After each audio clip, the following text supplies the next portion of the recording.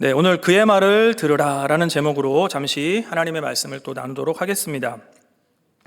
이 마태복음 16장은요, 이 마태복음 전체에서 참 중요한 장입니다. 오늘은 17장이고요. 그 전에 16장을 말씀드립니다. 무지한 제자들이 16장에서 살짝이지만 이 영적으로 깨어나는 모습을 볼 수가 있는 것이고요. 또 그리고 그 안에 베드로의 유명한 신앙의 고백이 담겨 있습니다. 마태복음 너무나 유명한 장이죠. 16장 16절을 보시면 이렇게 베드로가 고백해요. 너는 나를 누구라고 생각하느냐? 이렇게 예수님께서 물으셨을 때 이렇게 답하죠. 시몬 베드로가 대답하여 이르되 주는 그리스도시요 살아계신 하나님의 아들이시니이다. 이렇게 답을 합니다. 정답을 말하는 것이죠. 여러분, 이렇게 뜨거운 신앙의 고백을 이루고 있는 장이 마태복음 16장입니다. 여러분, 그래서 이 마태복음 16장을 기점으로 이 예수님의 사역이 완전하게 전환이 되는 것을 보게 되죠. 복음과 구원의 본질인 바로 이 십자가에서의 죽으심과 부활 사건을 이 16장 이후부터 3번이나 반복해서 말씀하시면서 복음의 비밀을 제자들에게 정확하게 이제 알려주신다는 거예요. 그러면서 이어서 나오는 이야기가 오늘 읽은 마태복음 17장의 말씀입니다. 여러분, 예수님의 사역 방식, 교육의 방식은요, 이론 교육, 교리를 막 가리키는 어떤 강의식의 그런 교육이 아닙니다. 실제적으로 예수님은 체험과 경험으로 인도하시는 것이죠. 물론 열심히 이론 교육, 교리 교육도 열심히 하시겠지만, 그러나 열심히 이론을 가르치시고 교리를 가르치신 다음에는요, 꼭 경험하게 해주세요. 실습 같은 일들을 경험하게 하시면서 배운 내용들을 확실하게 이해할 수 있도록 그렇게 알려주시는 겁니다. 여러분, 그래서 오늘 본문을 보시면 우리가 너무나 잘 아는 소위 변화산의 기적의 사건을 우리에게 보여주시죠. 이 16장 마지막 그 단락을 쭉 읽어보시면 십자가와 또 부활과 이 제자도를 열심히 설명해 주셨는데 이제 그것으로 끝이 아니라는 거예요. 이어지면서 17장으로 넘어오면서 예수님이 누구신지, 왜 우리가 예수님의 제자로 살게 되는지를 이 변화산 사건의 이 체험의 사건을 통해서 아주 구체적으로 생생하게 우리에게 알려주시는 겁니다. 본문 1절에 보시면 6일 뒤에 베드로와 야고보와 그 형제 요한을 데리시고 따로 높은 산에 올라가셨더니 하면서 말씀이 시작되고 있습니다. 여러분, 질문이 생기는 말씀 아니겠습니까? 예수님의 제자는 12명이에요. 12명의 제자가 있는데 12명 모두를 데리고 변화산으로 가시는 것이 아니죠. 딱 3명만 구별해서 그 사람들만 데리고 가신다는 거예요. 질문이 생기지 않습니까? 왜 예수님은 3명만 따로 데리고 가시는 걸까요? 여러분, 그러나 이 베드로와 야고보와 요한만 데리고 가시는 일은요, 이번에만 나오는 일이 아니에요. 마가복음 5장 37절 죽은 소녀를 살리러 가실 때도 베드로, 야고보, 요한만 데리고 가셨고요. 또 마가복음 14장 33절 겟세마네 동산에서 그 처절하게 기도하시는 그 장면 속에서도 베드로와 야고보와 요한만을 데리고 가셨다라는 거예요. 여러분, 이들만을 계속적으로 챙기고 데리고 다니시고 또 이렇게 구별하는 이유가 무엇일까요? 편애하는 것일까요? 베드로, 야고보, 요한만 뭔가 특별히 이뻐서 그렇게 하시는 걸까요? 여러분, 혹시 그렇다고 해도 할 말이 없다고 생각합니다. 하나님이 누구를 더 이뻐하신다고 해서 우리가 항의하거나 불평할 수가 없어요. 왜 그렇습니까? 이 세상은 전부 다 하나님의 것이고 하나님이 주인이시고 이 제자들도 하나님의 것인데 하나님 그냥 마음대로 하신다고 해서 우리가 감히 항의하거나 불평을 할 수가 없다고 생각합니다. 예전에 제가 군대 생활을 할 때 생각해 보면요, 제가 섬기던 그 대대장님이 계셨는데 그분이 유독 어떤 중대장만을 너무너무 이뻐하시는 거예요.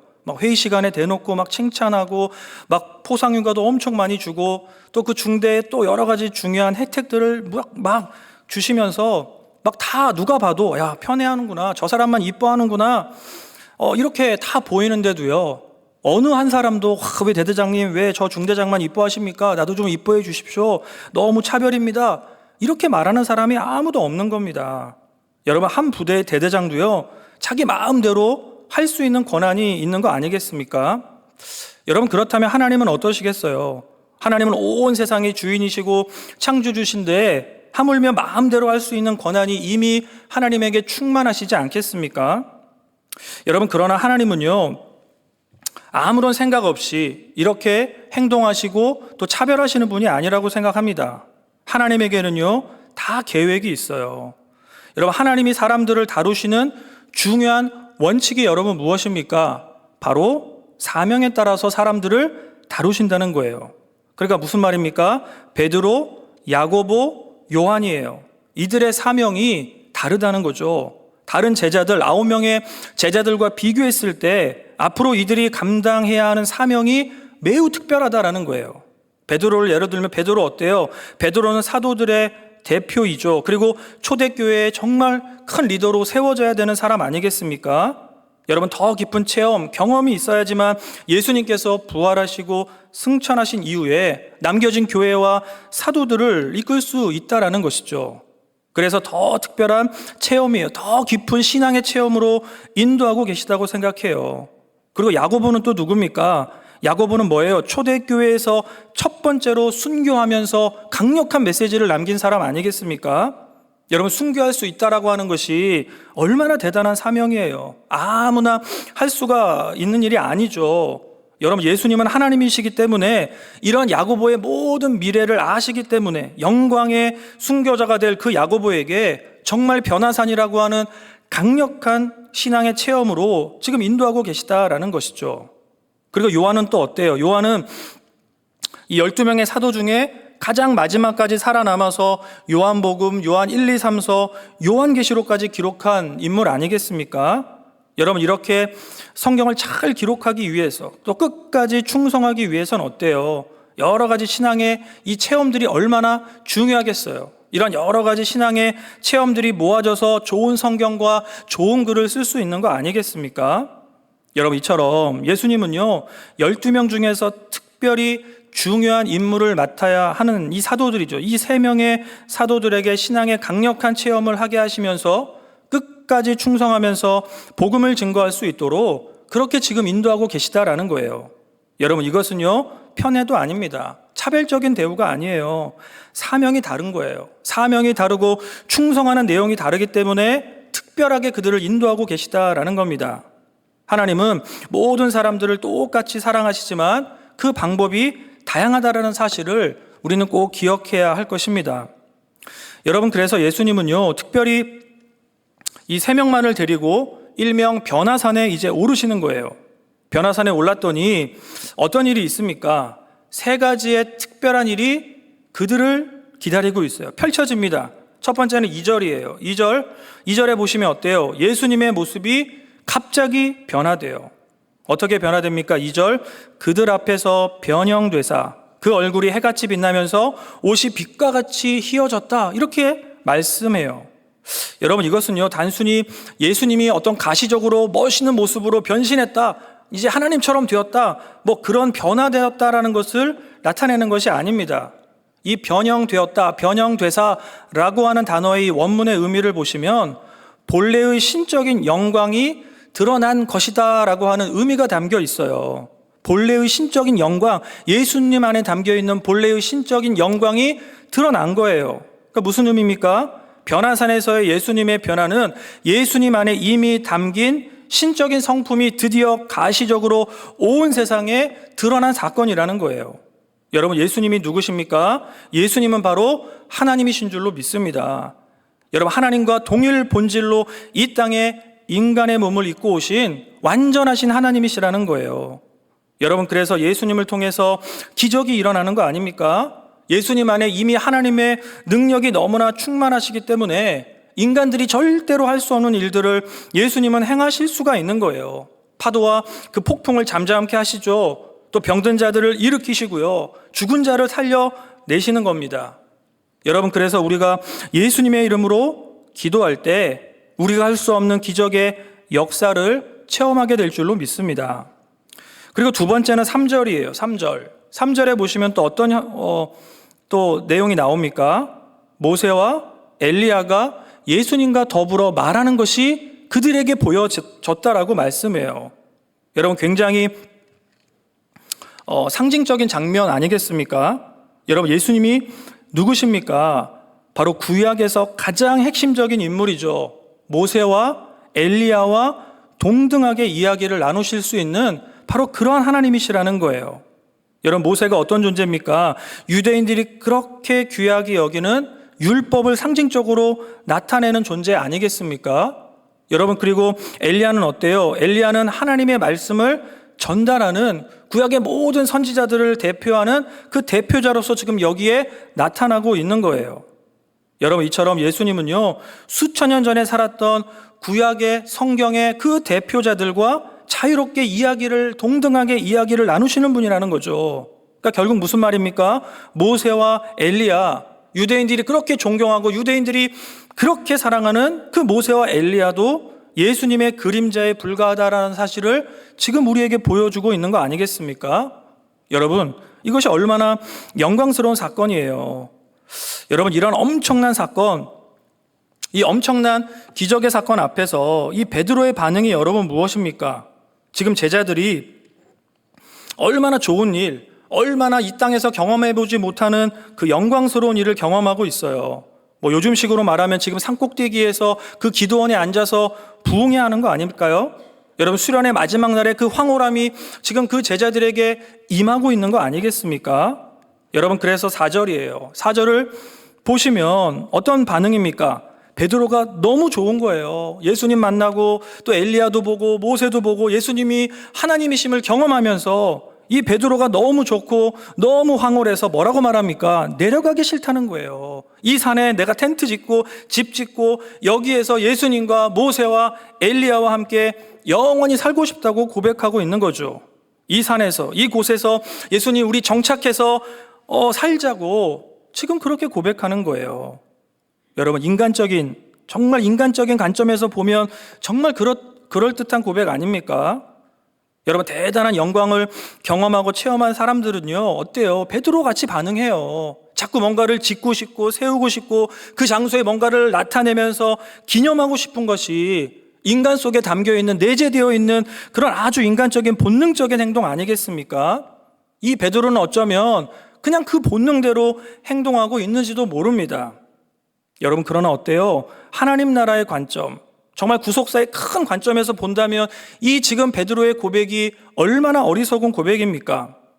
여러분, 지금 베드로의 모습은요, 16장 16절에서 예수님을 기쁘시게 했던 그 정답을 말했던 베드로가 아닌 거예요. 그런 관점에서 지금 말하는 것이 아니라 철저하게 인간적이면서 자기 중심적으로 고백하면서 여기에 살게 해달라, 여기에 머물게 해달라, 여기서 정말 영광을 보여달라, 그렇게 고백하고 있는 거 아닙니까? 여러분, 얼마나 이 복음과 신앙과 구원을 좁고 편협하게 생각하는 겁니까? 우리도 그렇지 않습니까? 우리도 은혜를 받고 강력하게 하나님을 체험하면요, 어때요? 거기에 막 취해서 이기적으로 자기 중심적으로 반응할 때가 얼마나 많습니까? 자기 욕망에 취해서, 욕심에 취해서 하나님 나라라고 하는 큰 대의를 바라보지 못하면서 내 인간적인 그 관점에서 그 감정에 머무를 때가 너무나 많다는 거예요. 여러분, 이렇게 베드로가 헤매고 있을 때 예수님은 포기하지 않고 결정적인 세 번째 강력한 신앙의 체험을 보이시는데요. 5절입니다. 우리 5절을 한번 다 같이 읽어볼까요? 5절 시작. 말할 때 구름 속에서 소리가 나서 이르시되 이는 내 사랑하는 아들이요 내 기뻐하는 자니 너희는 그의 말을 들으라 하시는지라 라고 말씀해요. 놀랍지 않습니까? 얼마나 확실하게 제자들에게 신앙의 체험을 지금 보이십니까? 아주 입체적이라고 생각해요. 요즘 영화관에 가보면 3D 영화관이 있고 4D 영화관이 있다고 하는데, 그래서 막 영화를 볼 때 막 그 장면에 따라서 의자가 흔들리기도 하고요. 막 물을 맞는 장면에서 정말 물이 날라오고요. 또 영화를 막 보기만 하는 것이 아니죠. 막 경험하게 하면서 그 속에서 실제적으로 영화의 내용들을 막 체험하게 해주는 그런 영화관이 있지 않습니까? 여러분, 오늘 본문의 이 내용이 얼마나 생생한 거예요. 그 속에 있었던 베드로와 요한과 야고보는 얼마나 좋은 거예요. 얼마나 생생하게 살아있는 예수님을 지금 경험하고 있는 겁니까? 보여주시고 들려주시고 경험케 해주시는 거예요. 여러분, 그렇다면 5절에서 알려주고 계시는 예수님이 누구세요? 예수님은 바로 하나님의 사랑하는 아들이시면서 하나님이 가장 기뻐하는 분이시라는 거죠. 얼마나 대단한 존재예요. 예수님은요, 하나님의 아들이십니다. 여러분, 예수님이 하나님의 아들이라는 건 무엇을 의미해요? 결국 예수님도 하나님이라는 것이죠. 여러분, 사람의 아들은 사람이고 강아지의 아들이 강아지가 되는 것처럼 하나님의 아들은 하나님이세요. 하나님과 동일한 존재로 존재하시는 분이라는 것이죠. 여러분, 그래서 예수님은요, 하나님이 가장 기뻐하는 존재라는 거예요. 하나님의 자녀, 하나님의 독생자이시기 때문에 성부 하나님께서 가장 기뻐하시고 가장 좋아하시는 분이 누구예요? 예수님이세요. 여러분, 우리도 우리의 자녀를 얼마나 사랑해요? 얼마나 기뻐합니까? 저도 저의 두 아들을요, 그냥 바라보고만 있어도 좋아요. 뭐 잘하고 못하고를 떠나서 그냥 저의 아들이 존재하는 것만으로도 저는 너무나 기뻐요. 너무 좋아요. 여러분, 이처럼 하나님이 예수님을 그렇게 기뻐하신다는 거죠. 여러분, 그렇다면 이런 하나님의 큰 기쁨이 되시는 예수님 앞에서 우리가 무엇을 해야 합니까? 어떻게 반응해야 돼요? 5절 하반절에 이렇게 말하죠. 너희는 그의 말을 들으라 하시느라, 이렇게 말씀해요. 5절 하반절이에요. 그의 말을 잘 들어야 한다는 거예요. 순종해야 한다는 것이죠. 여러분, 왜 우리를 변화산으로 이끄십니까? 왜 우리가 열심히 예배하면서 은혜를 체험하고 있어요? 베드로처럼 거기에 머물러서 장막을 치고 내 신앙만을 견고하게 세우기 위해서 우리가 계속적으로 은혜를 체험합니까? 내 뜻과 내 야망과 내 욕망을 이루기 위해서 예수님을 이용해서 우리가 지금 신앙하고 있는 겁니까? 여러분, 그렇지 않다는 거예요. 우리가 신앙하는 이유는요, 우리가 구원받은 이유는 너무나 단순해요. 5절 하반절, 그의 말을 잘 듣기 위함이라는 것이죠. 여러분, 예수님의 그 말씀을 잘 듣기 위해서 신앙하면서 우리는 열심히 은혜를 체험하면서 이 순간에도 예배 자리에 달려 나오는 거 아니겠습니까? 여러분, 신앙생활은요, 예수님의 말을 잘 듣는 것, 거기에서 시작되는 것이고 그것이 끝이고 그것이 전부라는 거예요. 여러분, 요즘 시대에 은혜를 체험할 수 있는 기회들이 얼마나 많이 있는지 몰라요. 오늘 본문에 이 베드로와 요한과 야고보처럼요, 우리는 언제나 마음만 먹으면 언제든지 변화산에 오를 수 있어요. 어떤 큰 대형교회 특별 기도회 집회 이름을 보니까 변화산 기도회 이렇게 써 있던데, 우리도 언제든지 마음만 먹으면 변화산에 오를 수가 있어요. 새벽 예배, 수요 예배, 주일 예배, 금요 기도회, 얼마나 많은 은혜 받을 수 있는 시간과 기회들이 우리 앞에 펼쳐져 있습니까? 여러분, 한국에 가보세요. 이민사회보다 이러한 은혜의 기회들이 훨씬 더 많아요. 얼마나 많은 주중의 예배, 은혜로운 집회들이 곳곳에서 열리고 있는지 모릅니다. 여러분 유튜브만 켜보셔도요, 얼마나 은혜롭게 찬양하고 예배하는, 정말 음악의 수준이 정말 높은 그런 찬양 단체들이 얼마나 많이 지금 생겨났는지 모릅니다. 여러분, 정말 우리가 마음만 먹으면 우리는 변화산의 은혜를 언제든지 베드로와 요한과 야고보처럼요, 체험할 수가 있어요. 여러분, 그런데 우리 신앙의 문제가 무엇입니까? 은혜가 부족한 것이 아니라는 거예요. 변화산의 이 체험이 부족한 것이 아니라 우리의 문제가 무엇입니까? 예수님의 마음을 이해하지 못하는 것이 문제 아니겠습니까? 그래서 열심히 최고의 은혜를 체험하고 경험하고 있지만 이 본문의 베드로처럼 이 수준의 이 불신앙적인 태도에 머무를 때가 얼마나 많습니까? 얼마나 이기적이고 얼마나 편협하고 좁게 신앙할 때가 많이 있냐는 거예요. 여러분, 예수님의 마음, 하나님의 마음의 핵심이 뭐예요? 변화산의 어떤 그 감정적 체험에서 끝내는 것이 아니라 그 강력한 체험을 통해서 예수님이 누구신지를 확실하게 믿으면서 그의 말을 잘 듣는 절대적인 순종을 이루는 그 수준까지 나가야 된다라고 지금 말씀하고 계시는 거 아니겠습니까? 여러분, 우리는 자꾸만 어떤 신앙생활에 엄청난 비결과 비법이 있다라고 자꾸 생각해요. 그러나 여러분, 신앙의 본질은 저 한마디에 다 달려있다고 생각해요. 예수님 말씀 잘 듣고 그냥 끝까지 그 길을 향해 달려가기만 하면 되는 거 아니겠습니까? 예수님의 말씀을 듣고 순종하는 그것 안에 모든 신앙의 비법과 비결이 그 속에 담겨 있는 거예요. 너무나 단순하다라는 것이죠. 예전에 들은 이야기 하나가 생각이 나는데요, 어떤 아이가 계속 이 자리에 앉기만 하면 종이를 막 찢는 버릇이 있다는 거예요. 뭐 학교에서도 집에서도 그냥 자리에 앉기만 하면 멍 때리고 그냥 앞에서 계속 보이는 종이들을 그냥 막 찢는 거예요.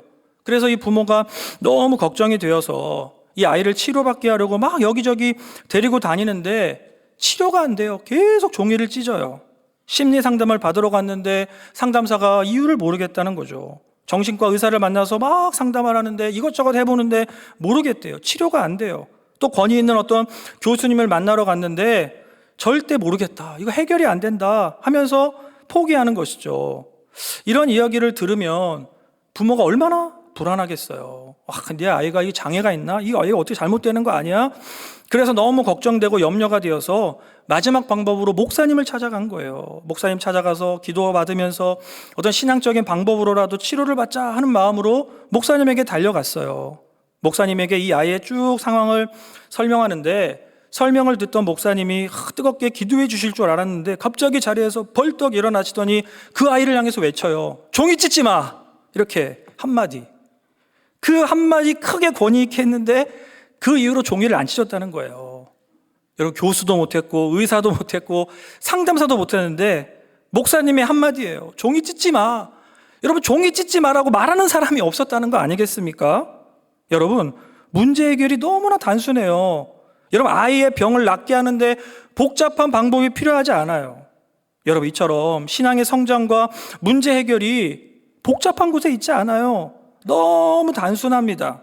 더 크고 깊은 신앙의 체험이 필요하지 않습니다. 그냥 5절의 말씀처럼 그의 말을 잘 들을 수 있는 신앙의 용기와 믿음과 담대함이 필요한 거 아니겠습니까? 여러분, 이 구절 속에, 이 한 구절 속에 저는 모든 신앙의 답이 다 담겨 있다고 생각하는 거예요.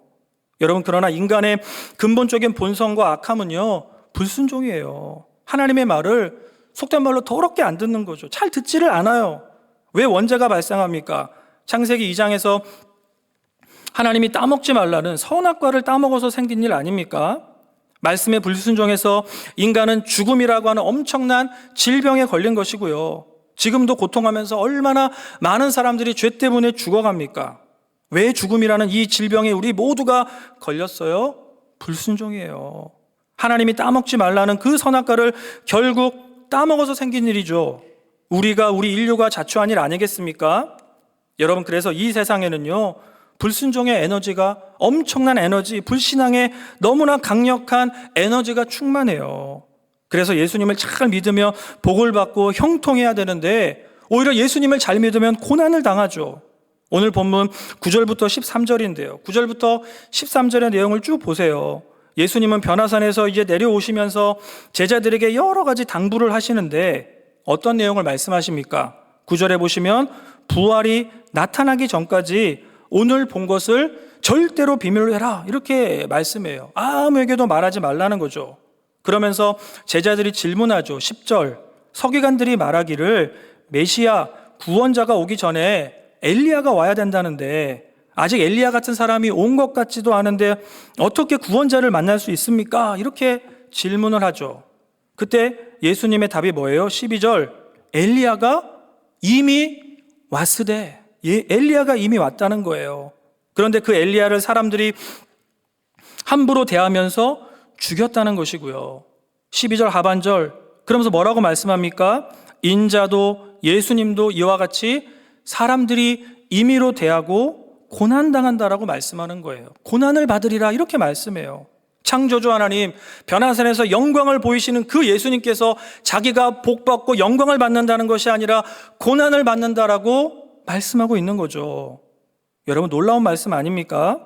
어떻게 창조주 하나님, 영광의 주님이 이 땅에 오셨는데 사람들이 알아보지 못하면서 오히려 그 속에서 고난을 당하고 있는 겁니까? 여러분, 이것이 지금 저와 여러분이 살고 있는 이 세상의 실제적인 모습이라는 거예요. 예수님이 오셨는데, 하나님의 아들 영광의 예수님이 이 땅에 오셨는데 사람들이 알아보지 못해요. 오히려 그 예수님이 십자가에 달려서 비참하게 죽임을 당하는 곳이 지금 이 세상이에요. 우리가 사는 세상이죠. 우리가 사는 이 세상 속에 너무나도 강력한 불신앙의 에너지가 충만해요. 그래서 예수님이 죽임을 당합니다. 예수님이 고난 당해요. 여러분, 예수님만 죽임을 당하지 않아요. 창세기에 보시면 최초의 살인사건, 가인과 아벨의 사건에서 살인자 가인이 죽지 않아요. 거룩하게 예배드렸던 아벨이 죽는 거 아닙니까? 꿈의 사람 요셉이 팔려가고요. 기도의 사람 다니엘이 기도하다가 사자굴에 던짐을 당하는 곳이 이 세상이라는 거예요. 여러분, 그렇다면 우리가 어떻게 살아가야 됩니까? 우리가 이 땅에서 추구해야 되는 신앙의 본질이 여러분 무엇입니까? 이 땅에서 잘 살고 부자가 되고 만사 형통하기 위해서 예수님 믿고 신앙하는 것이 아니라는 거죠. 저도 성도님들께 전화를 통해서나 만나서 기도를 하면서 간절하게 기도해요. 이 성도님에게 복 내려달라고, 만사 형통하게 해달라고 축복하면서 기도해 드리지만, 여러분, 그러나 신앙의 본질적인 내용이 무엇인지 우린 너무나 잘 알고 있는 거 아니겠습니까? 여러분, 우리가 추구해야 되는 신앙의 본질이 뭐예요? 이러한 악한 세상 속에서도 굴하지 않고요, 오직 그의 말을 잘 듣는 것 뿐이라는 거예요. 죽든지 살든지 그저 하나님의 종으로, 하나님의 자녀로 그의 말을 잘 듣기만 하면 그것으로 끝이라는 거예요. 열매가 있던 열매가 없던, 부흥하던 부흥하지 않던, 그것은 두 번째 문제입니다. 그의 말을 잘 듣는 것이 우리 인생의 사명이고 우리 인생의 핵심적인 내용이라는 거예요. 그것이 신앙의 전부라는 것이죠. 여러분, 제가 야구를 무척 좋아하는데요, 야구에서 가장 이해할 수 없는 작전 중에 하나가 희생번트예요. 희생번트 보이시나요? 노아웃에, 야구를 모르시는 분들을 위해서 잠시 설명을 드리면, 노아웃에 주자가 1루에 나가면 보통 한국의 이 야구 감독들은요, 다음 타자에게 이 번트를 지시해요. 캐나다에서는 잘 안 하는 것 같은데 하여튼 한국은 번트를 무조건 댑니다. 번트를 대면 어떻게 돼요? 타자는 죽지만 1루에 있던 주자가 2루까지 안전하게 갈 수가 있으면서 다음 타자에게 득점으로 자연스럽게 연결이 돼요. 그래서 안정적으로 득점을 하기 위해서 이 야구 감독이 번트를 대게 만들죠. 그러나 놀라운 사실은 무엇입니까? 번트를 댄 타자는 살을까요? 죽을까요? 죽어요. 말 그대로 희생하는 거죠. 자신을 희생하면서 앞에 주자를 보내고 자신은 1루에서 죽어요. 여러분, 그런데 놀라운 사실이 뭐예요? 번트를 대고 그 타자가 1루에서 죽어서 더그아웃으로 들어오는데 감독이 좋아해요. 감독이 기뻐해요. 막 잘했다고 어깨를 두들겨줘요. 너무 신기하죠. 죽었는데, 아웃당했는데 감독은 막 비난하고 막 핀잔을 주는 것이 아니라 잘했다고 칭찬해요. 내 작전을 잘 실현해줘서 기쁘다고. 죽었는데 좋아하는 거예요.